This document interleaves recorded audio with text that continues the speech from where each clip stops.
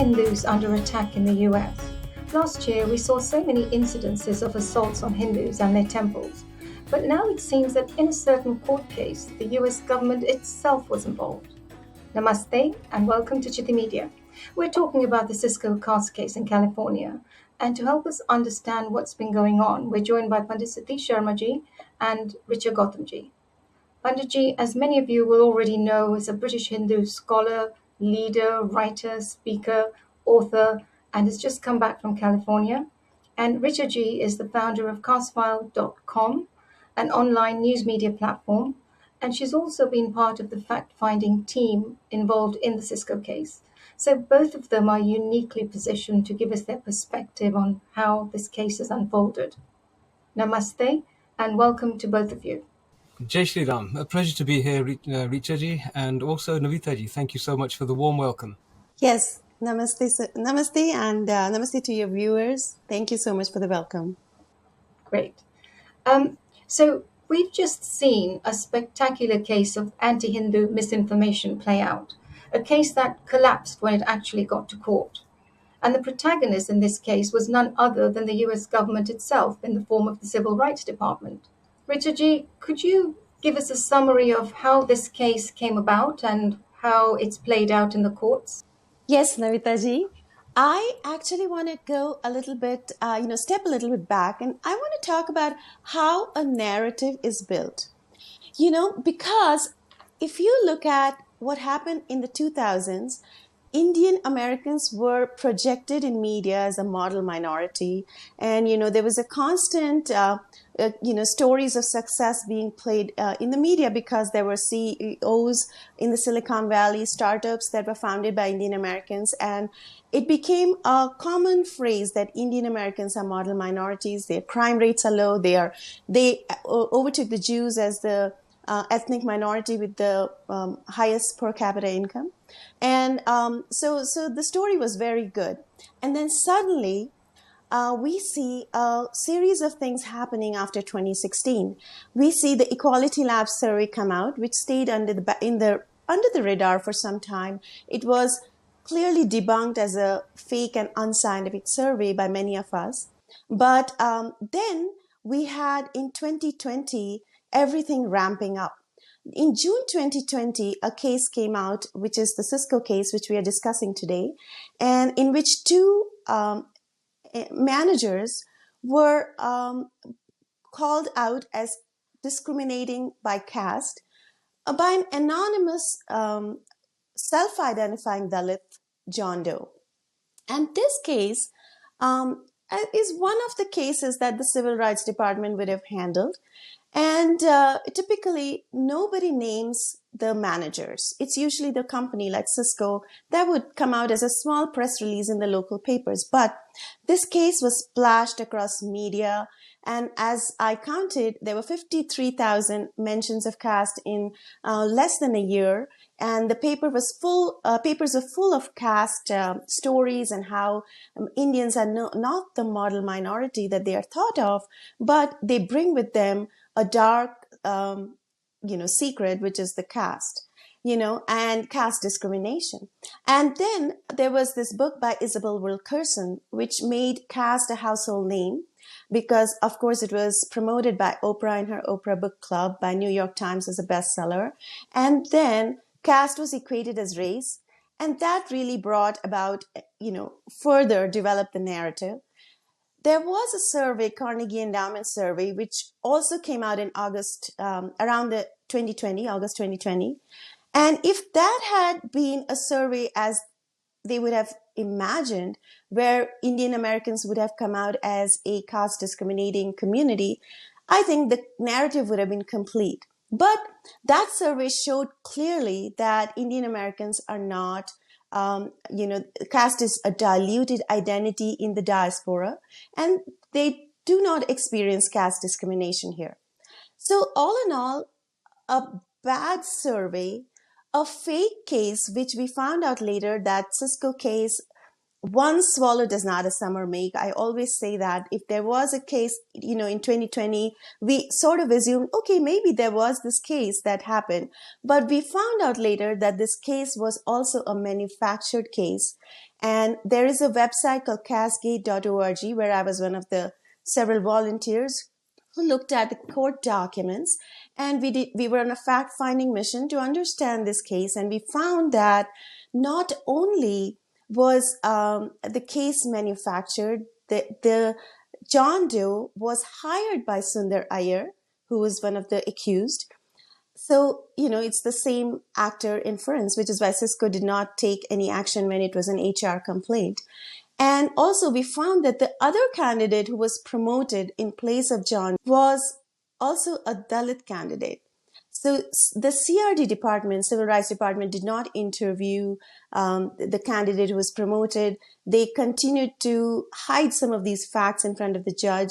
And the case was dismissed only after a motion for sanctions was filed by the defendants, Sundar Iyer and Ramana Kampela. And so to avoid the penalties and egg on the face, CRD withdrew the case forever with prejudice, which means they'll never be able to file that case again. So this is the story of how caste narrative was built in the United States. And the Indian Americans are today facing this, not only in terms of the survey, the Equality Lab survey, which is being used despite the Carnegie Endowment survey. And despite the Cisco case having been dismissed, they are still using it in media narratives. And thirdly, as you know, the policy is coming about where caste is going to be embedded into the Civil Rights Act. So we have a big fight ahead. And of course, Panditji coming here was a big boost for us to, understand and see the, equations that the similarities between UK and the United States. So yeah, big battle ahead there. Thank you so much. It's interesting. Let me just try and summarize for the viewers what I've heard from you and what I've read in the papers myself. So in this case, the CRD fabricated evidence. So they alleged that the Dalit, this John Doe, was on low pay, but actually he was earning millions more than his so-called Brahmin boss. They also hid the fact that Sundar Iyer, the Brahmin boss, had given all the top jobs to Dalits, which is positive discrimination, if anything. I also read that they made outrageous claims of Dalits being raped and assaulted by upper caste Hindus when there's no police reports, there's no media evidence, there's no convictions. There's just no evidence. I also read that they deliberately misinterpreted Hinduism. They defined caste as a strict Hindu social hierarchy, when anybody who's done a little bit of research will know that caste is actually an imposed construct by the colonizers. And if anybody wants to know more about caste, we'll put a link in the description below which explains how caste itself was forced upon Indian society by the colonizers. And, Panditji, this is a bit strange, isn't it? Because the way the CRD seemed to have misrepresented the facts of the case, this must qualify as misinformation, which is false information deliberately designed to mislead. That's exactly what they seem to have done here. So on the one hand, you have a government that's trying to criminalize misinformation. And then on the other hand, you have a government department actively engaging in it to target Hindus. There's some sort of rich irony in here, isn't there, Panditji? Well, if it wasn't so pernicious and so malicious, it would actually be quite ridiculous. It's almost as though the state government in California is suffering from, at best, schizophrenia and possibly even worse, multiple personality disorder, with a little bit of psychosis and psychopathy thrown in. It might be worth somebody putting together a psychological profile of the state government as though it was an individual. In fact, I think I will enjoy doing that myself. But you're right. This is not misinformation. This is worse than misinformation. This is exactly akin to a hate-based propaganda exercise. This is identifiable as such. The elements of it, you've identified some of them step by step. Richa ji very clearly has delineated for us the specifics about a case, the elements of which are now part of the statutory court process. And so they're visible and available as evidence for everybody else to have a look at. Yeah, Richa ji, I noted that you said one swallow does not a summer make. And in this case, there wasn't even a swallow. It was a fabrication, a mirage. So there is an illusory swallow, and out of it they have created this great big edifice that Hindus are terrible. This is clearly an exercise in hate mongering. And if I can just contribute a little bit in terms of the profile, I was asked by many people to help compare and review what had happened in California with what had happened in the UK. And it's exactly the same process. Conventionally, if there is a complaint, an attempt is made at mediation. We get the various parties around a table, you sit down with them, you work out and really pick apart all of the individual bits, and then you try and find some common ground. The best solution forward for everybody, a win-win. Mediation is normally the first process. It was absent here in the United Kingdom, and it's absent there in California. The next thing I noticed was that there was no consultation done with the target community, i.e. the Hindu community. No consultation prior to legislation. That's exactly what happened here in the United Kingdom. And so how did they then get this legislative process underway? They relied on reports. Here in the United Kingdom, we had that infamous NISA report, where the managing director of NISA, the organization itself, said it had never been prepared to be used for legislation.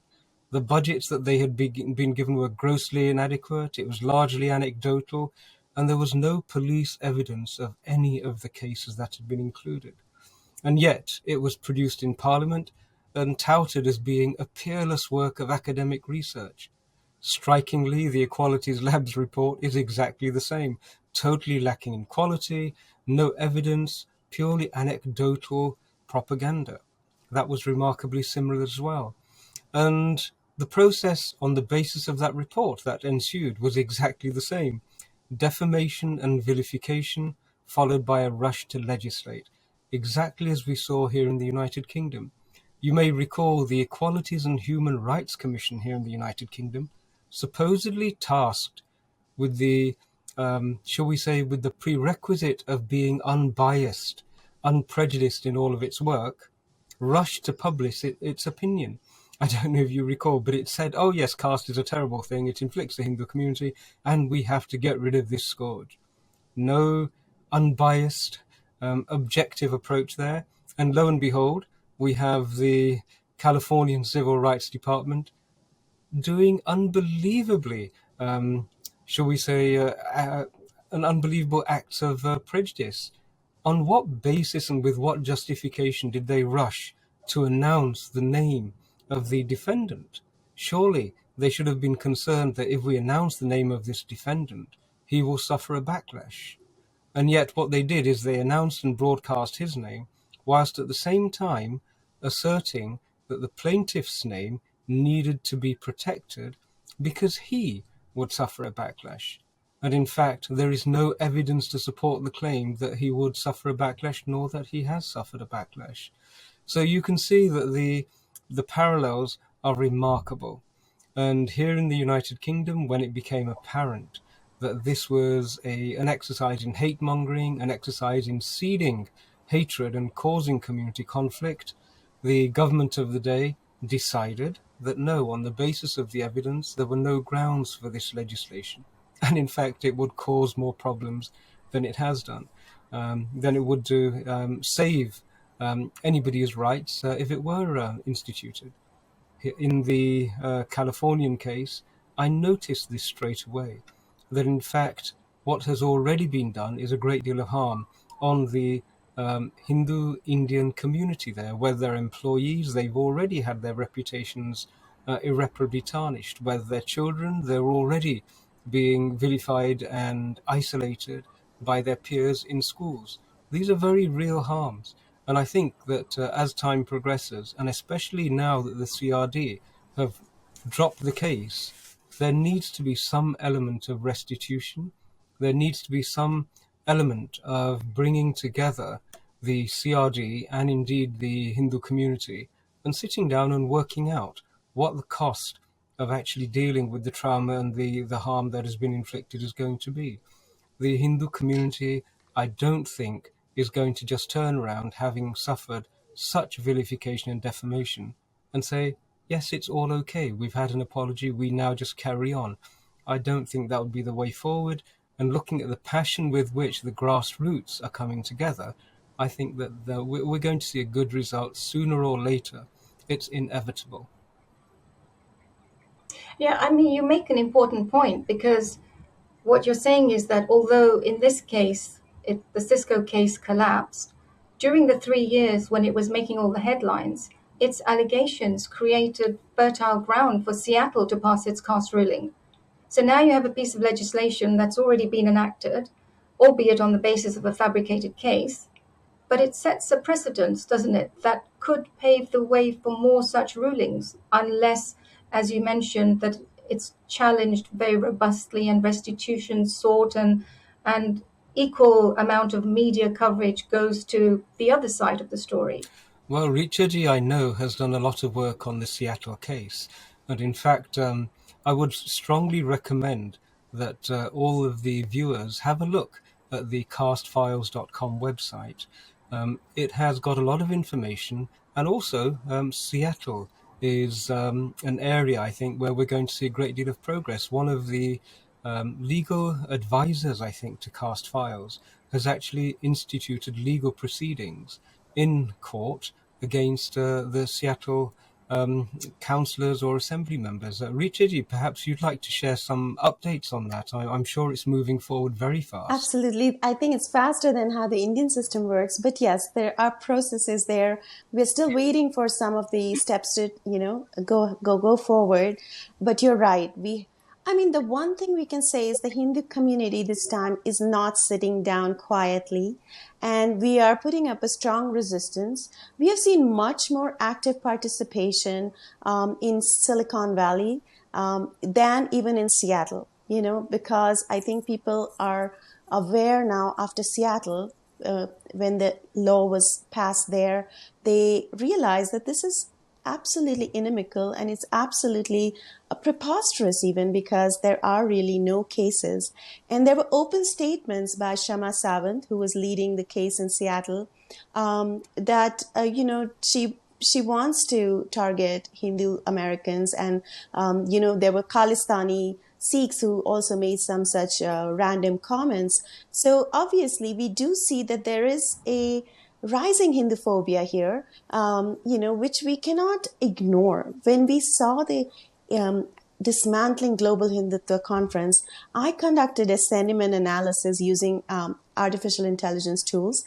And what I found was that even though they kept saying that this is to dismantle Hindutva, whatever that is, and not Hinduism, there was direct targeting on Hindus, on Brahmins, on BJP, and a lot of the, Breaking India elements were surfacing in that conference. And the most important thing that I would say is that the caste discussion did come across in that, and they talked about 4 last names like Trivedi, Sharma, Mukherjee, who are corporate malignant Brahmins. And recently I saw there was a social media tweet by a Salesforce executive who said, oh, if the last name is Desai, we don't know if we want to hire you. So this sort of thing is getting real. It's going to impact us if people are going to start targeting Indian Americans by their last names.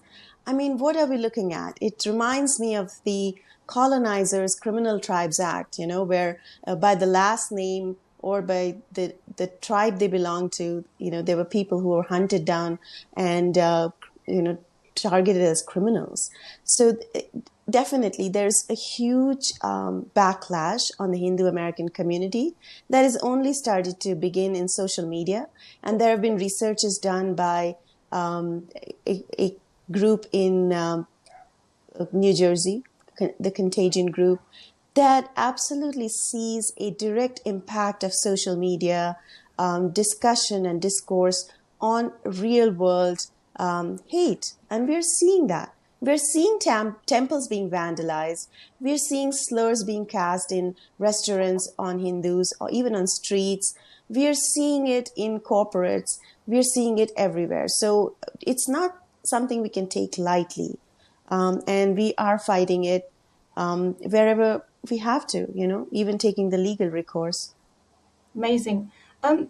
You mentioned the Equality Labs report. Can we talk about that for a minute? Because it seems like many institutions still, even though it's been debunked, rely upon it. And that 2016 survey, which claimed that US was riddled with caste discrimination, I mean, this is an organization that is known to be Hinduphobic, funded by Pierre Omidyar, who we know is no friend to India, kind of like a Soros style of billionaire, operates covertly.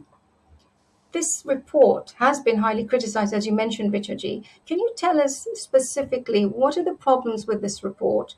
And why is it that no one's referring to the two more recent surveys, the Carnegie survey and the Pew Research survey, which completely negated the Equality Labs findings? Why do institutions still go back to that old report, which has been debunked? It feels like there's some sort of malintent in all of this. Absolutely. I think you summarized everything already for me because you're right. It is a 7-year-old survey. And, given the datedness of the survey, it should be thrown in the trash bin just for that one reason. Because we have newer, much more qualified surveys coming out from Carnegie Endowment, and that shows clearly that Indian Americans have a diluted caste identity, and caste discrimination is not even quantifiable statistically. It's so minute, and it's not even, it would be statistically insignificant, is how I would put it.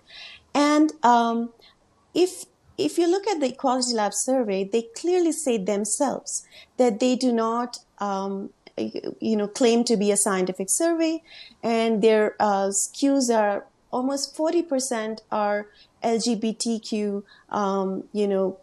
The sample is the respondents were LGBTQ, and so that itself showed me that there is something wrong with the way the survey was conducted. The sample is not randomized. Secondly, they have. When we looked at the report, we saw that 20% of the survey, it seems, was thrown out because the respondents did not reply in the way Equality Labs wanted it to do, So obviously they probably said that they did not experience caste discrimination.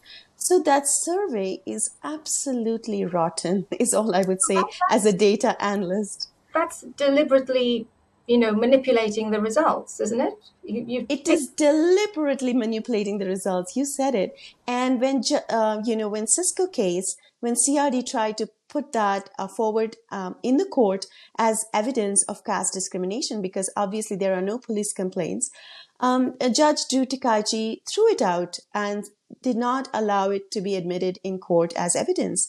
So, as Panditji earlier said, there is certain level of schizophrenia here, where the judiciary is throwing out the survey, but the legislatures are using this survey to make policy. So we really have to look at what's going on in the United States. The corruption, the prosecutorial abuse that we saw in the Cisco case is extending to what's going on in the Senate today with the bill SB 403 that has been tabled by Aisha Bahal, who is a first Afghan American senator. But we do see a certain level of South Asian politics seeping into America because, as you can see, there is a certain level of influence, as we saw in UK in the Labour Party, where there was a takeover of the Labour Party, and enactment of policies. The same thing is happening today in America, where the left Islamic groups have taken over the progressive left caucus in the Democratic Party, and that rules the California Democrats, the CADEM, as it's called. And in fact, CADEM was the first party to pass a caste resolution. So all of these facts point to some sort of foreign influence, some sort of influence by people who definitely do not want America to continue on that meritocratic path that it has been for so long, and that is the seed of its success. Today, as America stands at number one, if this continues, this sort of, targeting of meritocracy, which is happening not just by this caste policy, quota systems are trying to be, introduced. There was this attempt to introduce on the corporate boards. There was an attempt to pass policy where there would have to be a certain number of LGBTQ members on the board, certain number of women on the board. But, luckily we have a strong constitution. And when this was challenged in the court, both of these laws were thrown out by the judge. So they are no longer law and policy. And as I see, SB 403 seems to be going down the same path. I believe it'll be passed from what it looks like. Oh, you think it'll be passed despite all this evidence against widespread caste discrimination? Yes, absolutely. Like the Senate floor, if you see the results, it passed, with some abstaining senators, but 34-1, Right. 34 saying yes. So if you see, there is some sort of a party whip or some sort of a clear, clear top-down approach to this, where they do want to pass this law for sure. Banerjee, this is like ramrodding a piece of legislation through the system without any evidence for its need. Like, what would you say to that? Like, there's some agenda behind this, or why do you think that's the case? Well, Richa ji has highlighted some of the key aspects, but there are one or two aspects which I think are relevant to what you just asked. And one is that checks and balances seem to be thrown under the bus. There are processes which are deliberately instituted to prevent the state oppressing its citizens. And yet, at a local level, at a state level, those checks and balances are clearly being circumvented. And that is a very, very concerning issue. And the reason that the CRD decided to drop the case is because it was escalated beyond a state level, I believe, to the Attorney General. And the Attorney General at a national level would have a look at the details and would find the abuse, the complete negligence which allowed them to abandon due legal process. And that's not done lightly. Somewhere along the line, I hope that we get to the stage when there is a reckoning and there is litigation, perhaps even a class action. If the Hindu community can get together, there should be some sort of a class action against all of the institutions which have acted with such prejudice and with such hatred against an identifiable minority without any evidence having been submitted whatsoever, other than an air of hatred and vilification. This is always a dangerous sign when the state abandons its responsibility to look at the evidence. And Lady Jurisprudence, who always is blindfolded, is encouraged to drop her blindfold and have a quick look and see, oh, it's those terrible Hindus. I can see that they're in front of me, and I mustn't give them the same treatment I would to anybody else. If you can make Lady Jurisprudence identity aware, then all of a sudden the principle of equality for all is lost. And it's not just for one, it sets a precedence for everybody. And so I think it's vitally important that not just the Hindu community in the Bay Area and in San Francisco and in Seattle and in other places where this has been pushed through, everybody should get together and consider the impact on the American citizenry of passing such a law which breaks that long established principle of, I think they call it facial neutrality in the United States, but it's that principle that the law must be blind to identity. That is an extraordinary development if that happens. One last thing that I noted, and Richa also mentioned it, was that the Hindu community is coming together. Um, I felt extremely encouraged to note two things. One was that the passion for resolution and for justice that's coming from the average wage earner, the Hindu who is building their family, looking after their children, concerned about what happens with schooling, concerned about their employment, they have recognized that this is actually going to have an impact on the grassroots. It's going to have an impact on the fabric of the society, internally and externally. It's going to cause conflict between Hindus and non-Hindus, and internally it's going to cause conflict, and it already has started to cause conflict as people start to ask the question, oh, what caste are you? You know, this caste concept was deliberately created to do exactly what we are witnessing in California.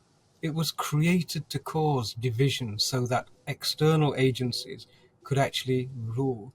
And we're seeing this. It's causing division, it's causing fear, it's causing suspicion, it's causing conflict. And isn't that worse and on a much larger scale than any notional individual cases of discrimination?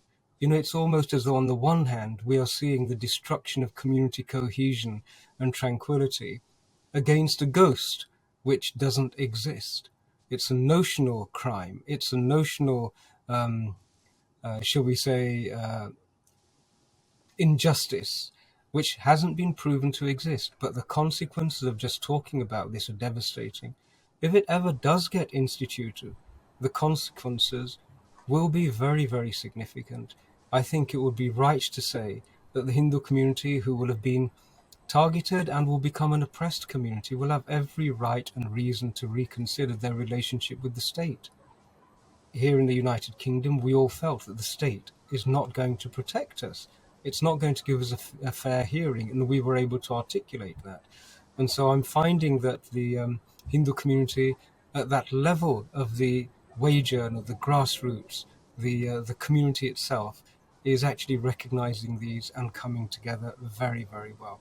The other thing which I recognized was that they're reaching across our traditional community groupings to bind everyone together and identify that actually everybody who isn't a Dalit is going to be targeted by this legislation.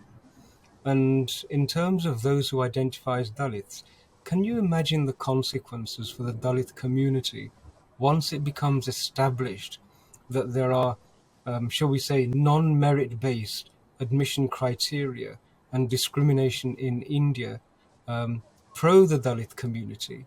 That allegation that maybe they have got their positions without merit, without equality, without a fair assessment of their ability, that allegation is going to harm those who identify as Dalits as well. So there is not any single group who actually benefits from this who is of Indian origin. And the only people who benefit are those who are seeking to destroy both diversity but also community cohesion and harmony. And that should become really clear to the legislators and also, most importantly, to the litigators and finally to the political agencies and indeed the politicians and their parties.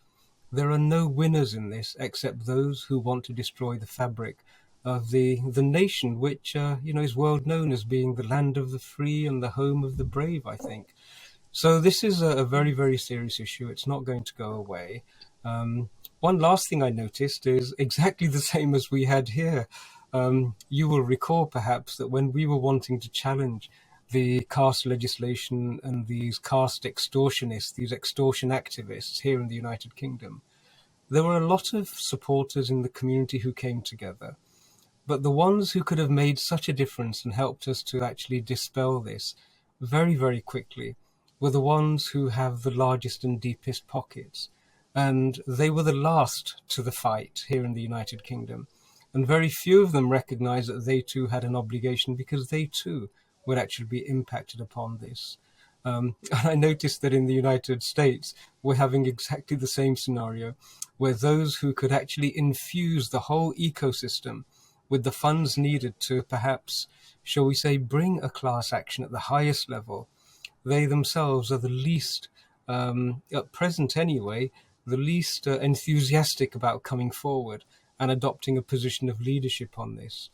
Here in the United Kingdom, we found that members of that demographic were intertwined with the political machinery. There were relationships which are long standing, donations, no doubt, from billionaires going to particular parties. All of those sorts of things were present here in the United Kingdom. And I'm sure they're present in the United States. But it's only a question of time before they realize that they too can be targeted. Sundar Ayerji was not a person without means, and yet he has had 3.5 years of his life taken away from him. The business enterprise that he was building, imagine what it would have been if he'd been able to continuously focus on it for another 3.5 years. And yet that has gone. And so there is no doubt that if the state decides to target a person who is a wage earner, or indeed decides to target the person who is a billionaire, the state is an incredibly oppressive entity to have targeting you.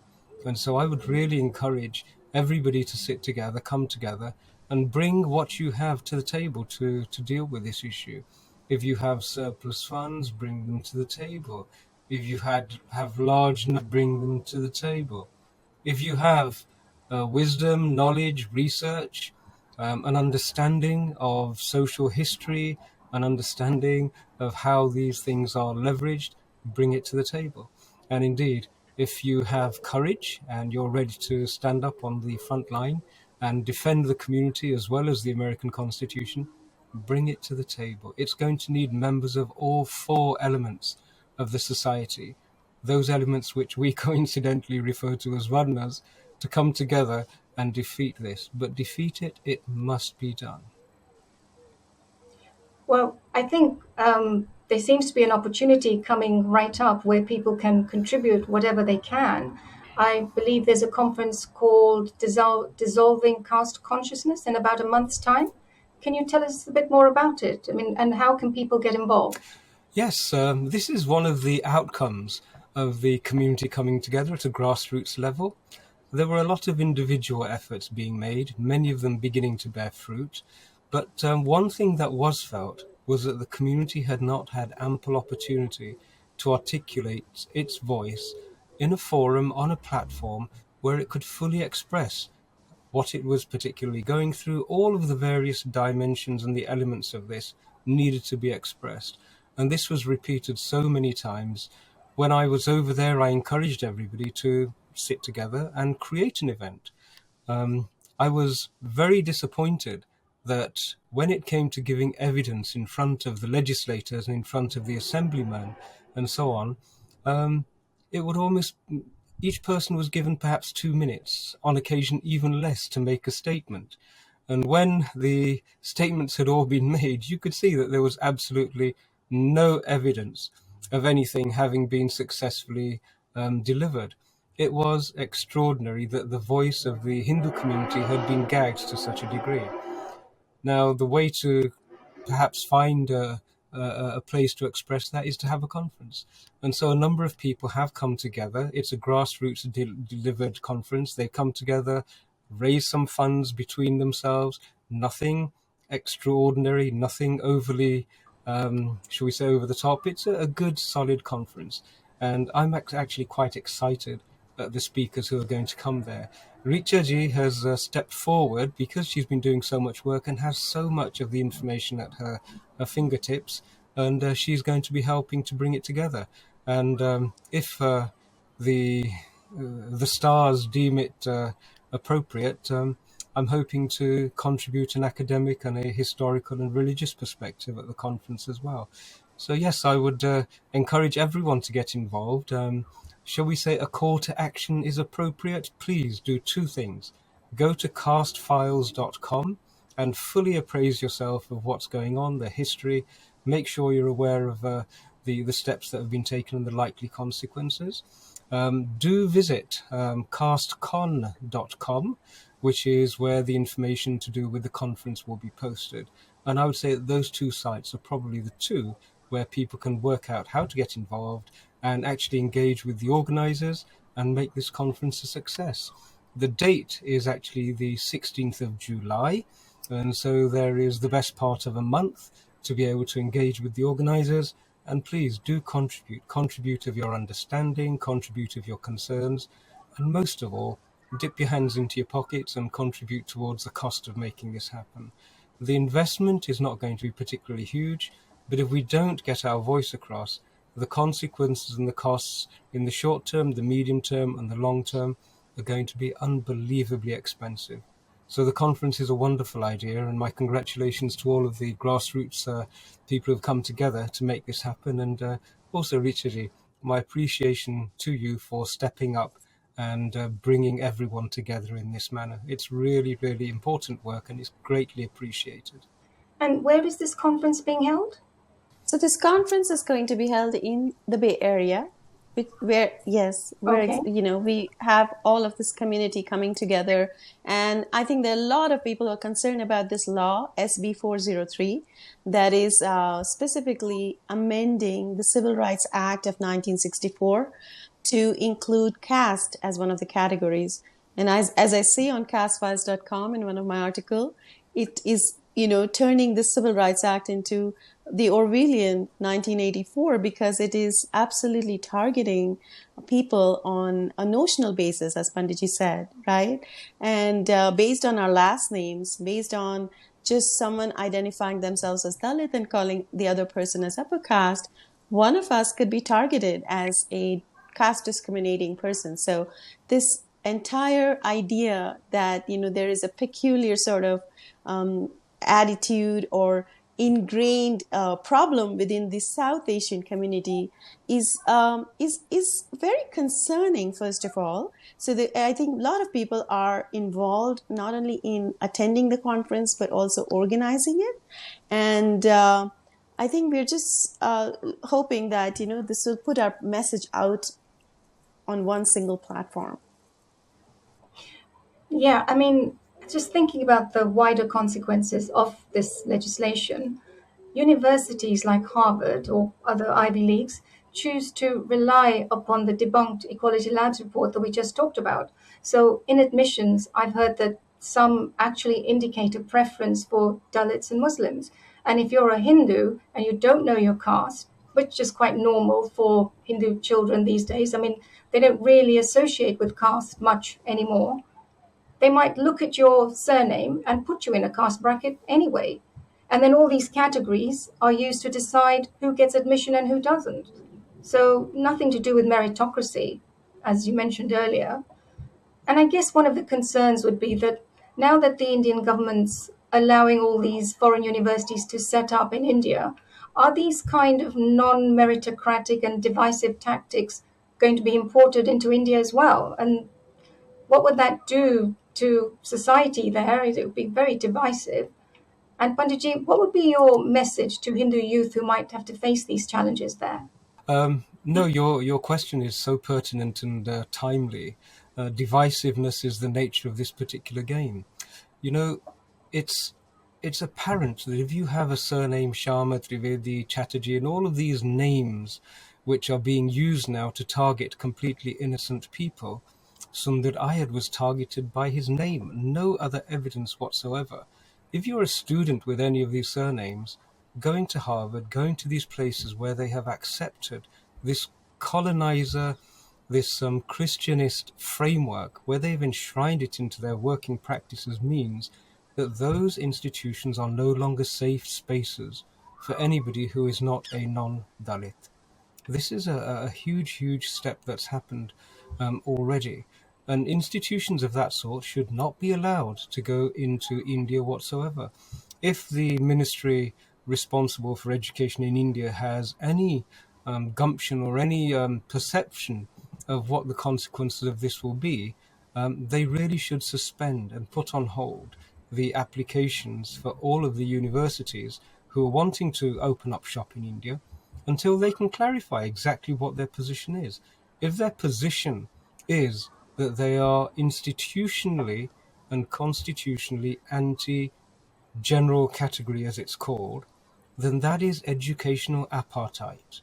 It is an institution which will discriminate on the basis of a notion of what your religious identity is. Isn't that what apartheid is?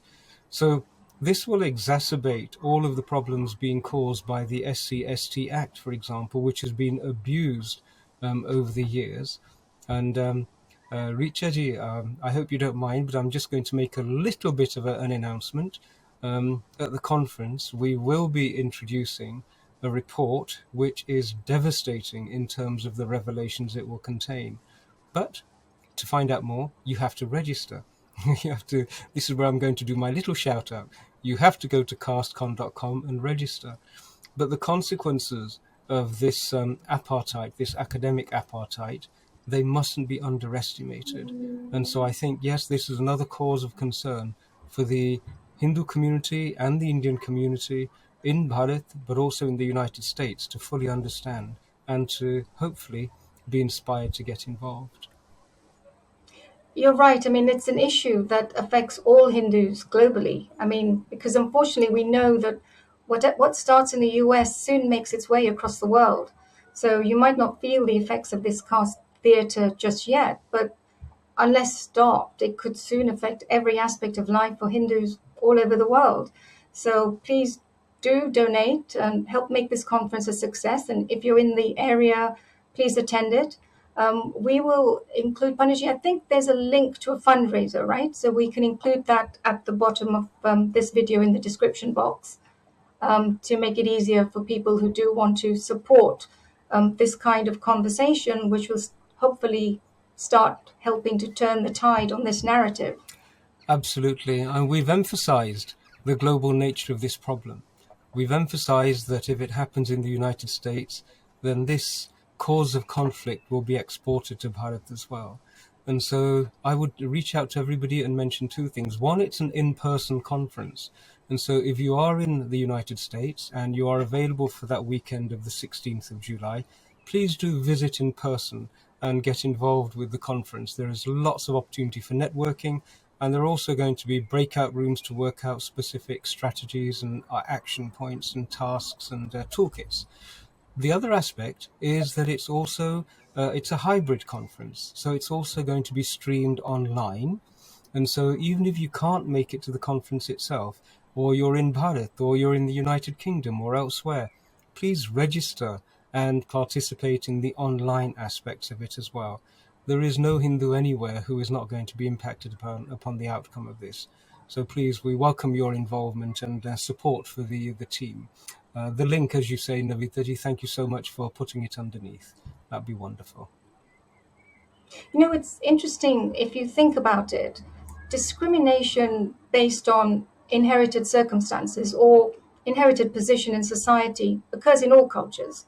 Yet they've chosen to describe this particular form of discrimination, which is universal, caste. I mean, why not call it class discrimination? You know, it's far more endemic and provably rampant in Western society. I mean, you only have to look at the British monarchy and all the lords and ladies. Yet they choose to call it caste, a term that's associated with Hinduism. I mean, not even an indigenous concept. Again, it alludes to a certain narrative being spun, I think. I mean, Yeah, what are your thoughts? I totally agree. It's undeniable that this is the case and this is the issue. In every community, there are differences. For example, we have the long-standing acrimony between the Protestants and the Catholics.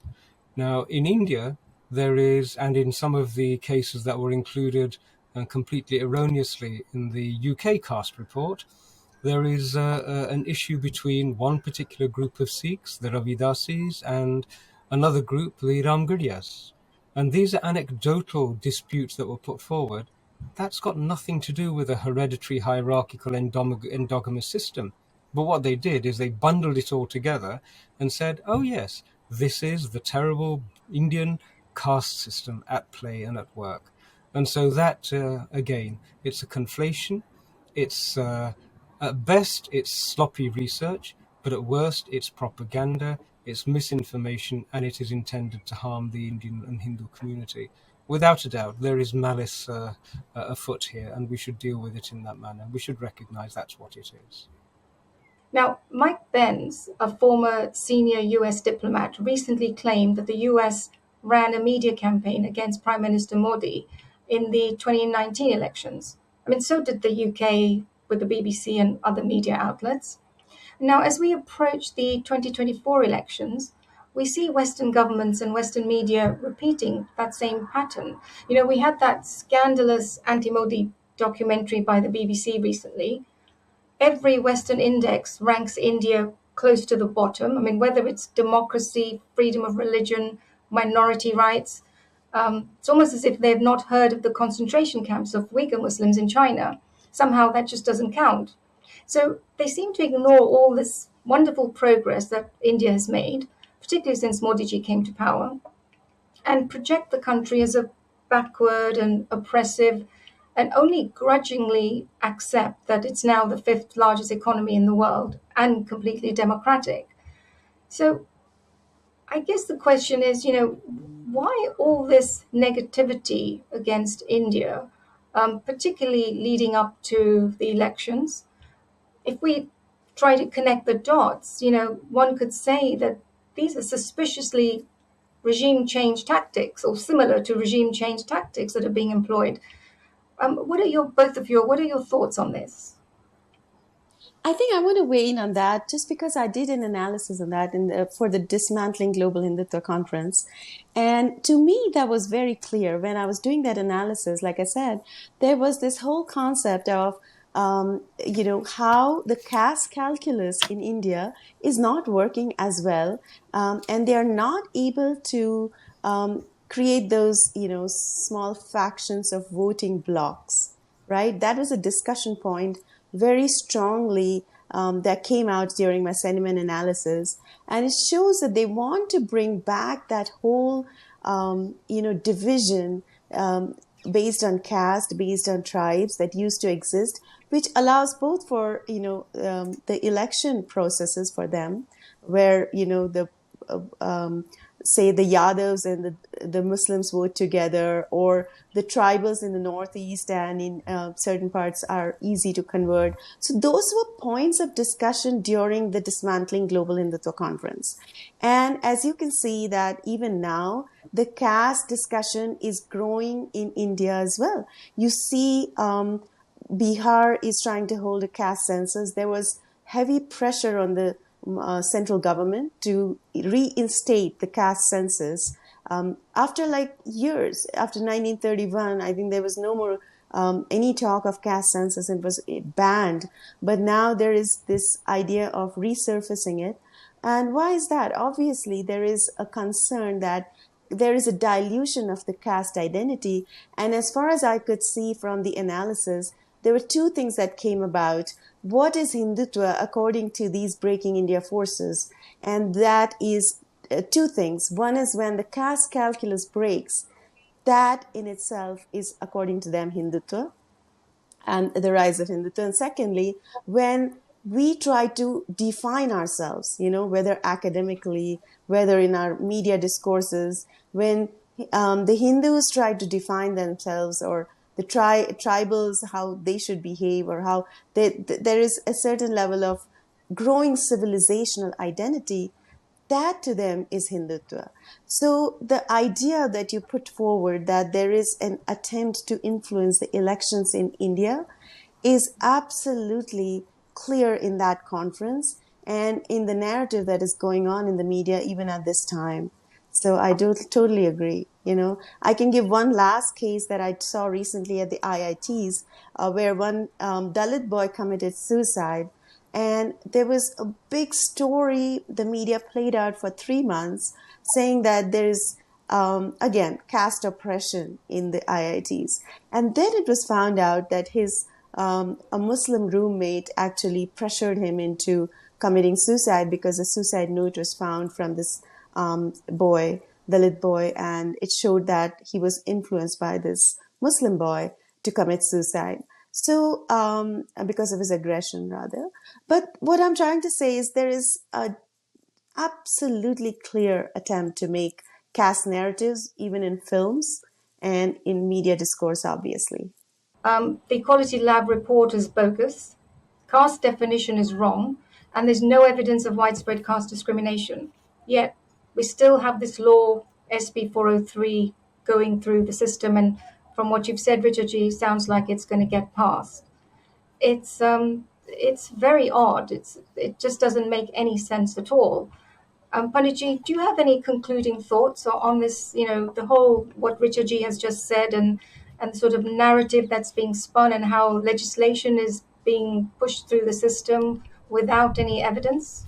Richard's contribution just then is actually very, very important, and I'd just like to pick up on one or 2 points of that. You also made a note about the manner in which India is being tarnished and criticized on the basis of this caste. Caste has been the whip with which those who enslaved Bharat, with which they have been whipping the Hindu civilization for the best part of 250 years. There's such a lot of investment which has gone in to maintaining this trope, and they're not going to let go of it lightly. If I can pick up on what Richa was saying, economically and geopolitically, we are witnessing the end of what I call the colonization dividend. A huge amount of wealth, power, and resources was stolen under acts which are horrifically violent, and that capital gave rise to the Western world as we know it. It wasn't wealth that was produced indigenously. It wasn't economic GDP growth that was created by the efforts of the populations from the colonizer countries. It was a colonizer dividend, and that's now virtually depleted. The economic models that these nations used were probably best described, I would thought, as mercenary economics. The product that you have to export is discord, strife, and then on the basis of disputes that you've been participating in the fabrication of, you then provide weapons to both parties, and you need a justification to do that. And we have seen this time and time again. We saw a completely false justification in the case of Iraq. Do you remember those illusory weapons of mass destruction that never turned up? A little bit like the illusory casteism, which never turned up in the Cisco case. And yet, a lot of harm was done. Bharat, on the other hand, has demonstrated a completely different economic model.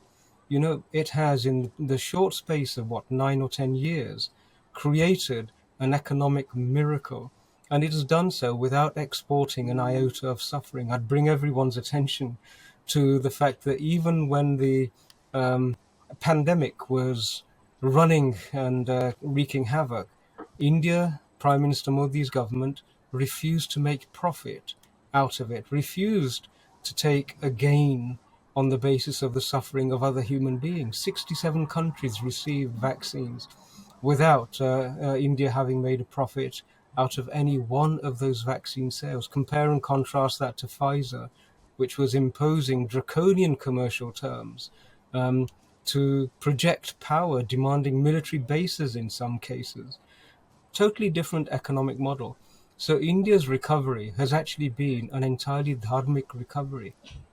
India's demonstrated that when human beings act together to support each other, unbelievable economic advance is possible. This is a threat to the nations that insist on playing the great game.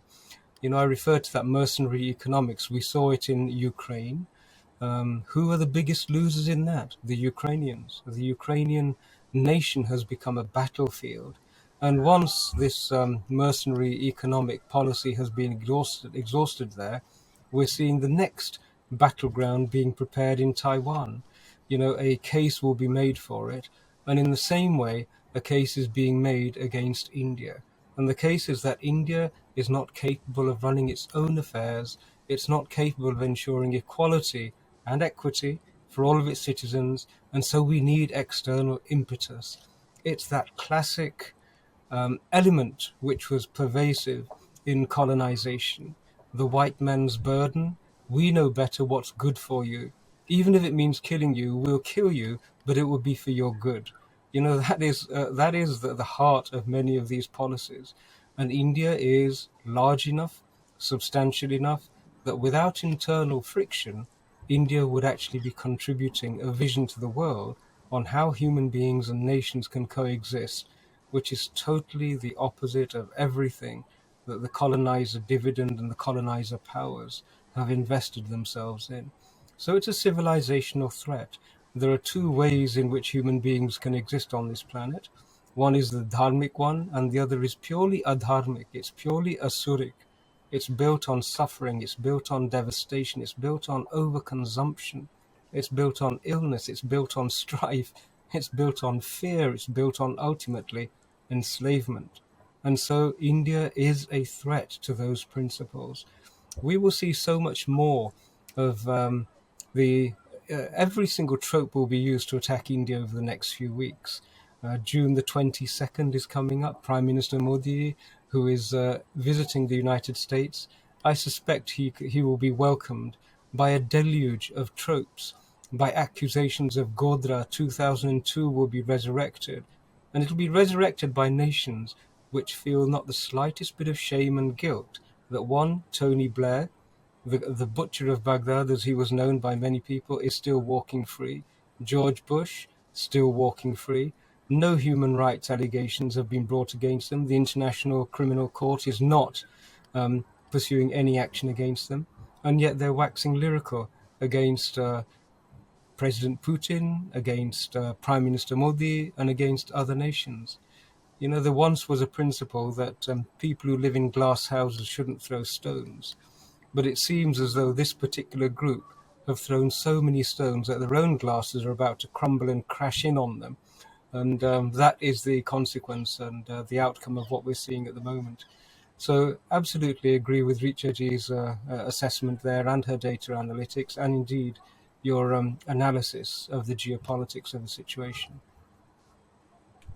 So, as we come to the conclusion of this discussion, what would you say to Hindus who are observing all these events and getting concerned about the trajectory and where that might lead?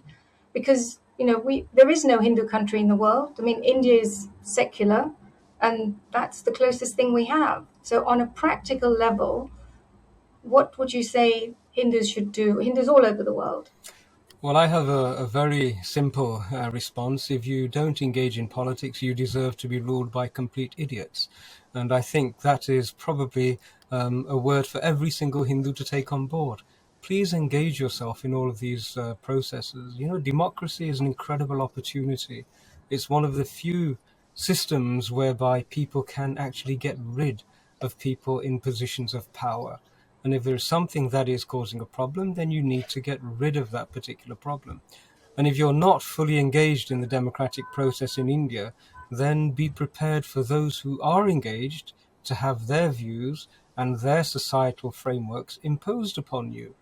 You know, it gives me a great deal of dissatisfaction when I hear the results of Karnataka and places like that in India, where the Hindu vote is so lethargic and apathetic by its absence. It's just a terrible, terrible waste of an incredible opportunity. So every Hindu everywhere should be making sure that they get out and that they vote, that they engage in the democratic discourse, and that they make their views known whilst they still have the opportunity. And that time is limited. And get involved in this conference. That goes without saying, but thank you for mentioning it again. Richard G, do you have any concluding thoughts or advice to give to Hindus in this, with all these events that have unfolded? Absolutely. I mean, I would like to say very clearly that there is an attempt to recolonize us. You know, the idea that caste, Dalit, and Adivasi, these three terms, which are colonial terms, have resurfaced, and they have resurfaced in not just India, but more so in the diaspora. And the whole idea there is, I do see a direct connection, like I said, to this whole dismantling global Hindutva conference, because the idea that they feel is that suddenly there is a revivalism of the Hindu identity in the global, diaspora as well. So the idea that these three terms, which were invented in the British colonized times in the 1900s, early 1900s, and have nothing to do with Hinduism, have nothing to do with our scriptures, The Dalits were identified, if you study them closely, as those who were most impacted by the British extraction economy. And they became the Dalits of India, really. The Adivasi term is actually the Vanavasis. Many of these tribes also were strong Rajput tribes or those criminal tribes who were hunted down during the British times. So those ideas should no longer be applicable. And if they're being imposed onto us through policy, these terms were, introduced in the Seattle law, and we fought it and got rid of them. And in SB 403 as well, in the initial draft, shows the illicit motive to institute these terminology and make them mainstream. So we really are fighting a very big battle, but we are safeguarded by the American Constitution because it is a very beautiful constitution and it definitely protects us from that standpoint. And of course, I want to put a plug here for castfiles.com that covers a lot of these issues, that brings these sort of discourses to the mainstream, the alternative voice, the subaltern voice, which is definitely not covered in the media. I want to clearly point out here that our voice has been completely subverted in mainstream media. We have been interviewed by big media houses like NPR, which is public radio, where I have in the past donated. And it's also been subverted when Dalits speak to mainstream media. Those interviews are not carried out and not published. So Dalits who are fighting the caste imposition of caste consciousness and caste policy, that voice is being subverted. So obviously there is an agenda and we are continuing to fight it. So caste conference, July 16th, please watch out. Brilliant. Panditji, do you have, if we wanted to end on a positive note, would you have any salutary advice to give to us that would, let us close this discussion feeling optimistic? Well, how does one follow up what Richa ji has just contributed? I'm also going to do one small thing. A second edition of my book on caste will also be launching, and hopefully it will be available just before the book, before the conference itself.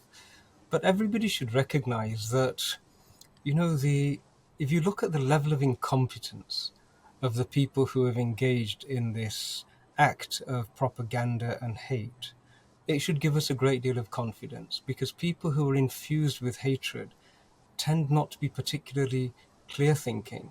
They tend to be a little bit erratic, and more often than not, what happens is that their own actions cause the edifices that they build to collapse inwards on top of them. And we're beginning to see this. The response of the Attorney General in the United States, which was based on the Constitution, clearly identified that the CRD had acted in a manner which was outside of due process and legality. And that's a devastating indictment of the level of incompetence of these people. So on the one hand, the edifices are ready to fall, and they always are. But on the other hand, they only tumble when people who have got goodness in their heart, who want nothing except happiness, joy, and prosperity for everybody else, get involved and get engaged. In the our concluding elements of the Bhagavad Gita, Krishnaji makes it really clear to Arjuna that even if on the battlefield you have the undefeated Narayani Sena facing you on the other side of the battlefield, all that's required is for you to act in the best interests of everybody else. But act you must. And if everybody acts, and we're encouraging them to act, we're encouraging them to act with those people who've chosen to act in the conference, with those people like Richaji who've chosen to do the data analytics and present irrefutable evidence. These are all actions of good people coming together for the benefit of all of the citizens. And so it's a straightforward response. Yata ichasi tata kuru. I couldn't give a better piece of advice than that. It doesn't matter what you do, so long as you do something within your abilities, within your limits, and within the scope of what you can actually bear, you must do something. And if you do, we look forward to not just a victory, but perhaps even a step forward in the relationships between the global human family. Vasudeva Kutumbakam is not a reality until we all make it so. So that would be my word of encouragement. Please do engage. And as I said in one of the talks that I gave whilst I was over in the United States, Yudh mein bhi anand hai. For Kshatriyas, there is anand in engaging robustly with the injustices that are being faced. And so I would recommend that most highly. I like that, so you're talking about action on the side of truth and incompetence on the other side, the side of darkness. And that's a really positive way to end this discussion. So I thank both of you so much. You're both doing amazing work. And, I wish you all the best in the conference. And hopefully we'll have you both back to update us on how that conference went once it's over. Thank you so much. Namaste to the viewers. And stay safe and well, and we'll see you again. Goodbye. Jai Shri Ram. Namaste. Jai Shri Ram. Jai Shri Ram.